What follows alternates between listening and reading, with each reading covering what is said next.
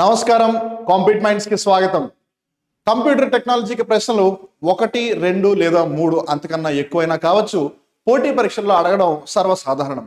మరి ఈ కంప్యూటర్ అంశానికి సంబంధించిన ప్రశ్నకి ఆన్సర్ మీకు తెలిస్తే కనుక ఆలస్యం చేయకుండా కామెంట్ బాక్స్ లో కామెంట్ చేసి చెప్పేసేయండి. మరి మీన్వైల్ క్వశ్చన్ ఏంటో చూసేద్దామా? Which among the following units is used to count the speed of modern printers అని అంటూ ఉన్నారు. వెల్, బేసిక్గా ప్రింటర్స్ లో 2 రకాలు. ఒకటి ఇంపాక్ట్ ప్రింటర్స్, ఇంకొకటి నాన్ ఇంపాక్ట్ ప్రింటర్స్. ఈ నాన్ ఇంపాక్ట్ ప్రింటర్స్ లో మనకి ఇంక్ జెట్ ప్రింటర్ అని, లేజర్ జెట్ ప్రింటర్ అని, థర్మల్ ప్రింటర్స్ అని ఇవన్నీ కూడా ఉన్నాయి. ఇవన్నీ చాలా వేగంగా వర్క్ చేసే ప్రింటర్స్.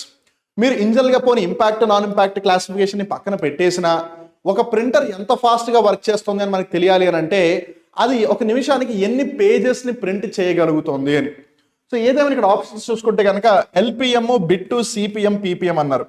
ఎల్పిఎం అంటే లైన్స్ పర్ మినిట్, ఒక నిమిషానికి ఎన్ని వాక్యాలను ప్రింట్ చేయగలదు అని.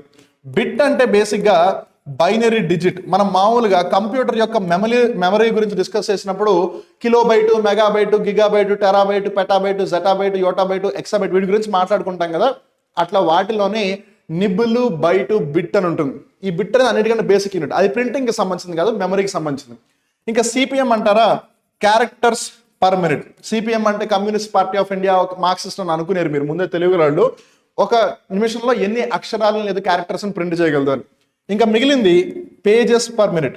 సో ఒక ప్రింటర్ ఎంత ఫాస్ట్ గా పనిచేస్తుంది అంటే అది ఒక నిమిషంలో ఎన్ని పేజెస్ ప్రింట్ చేయగలదు అని.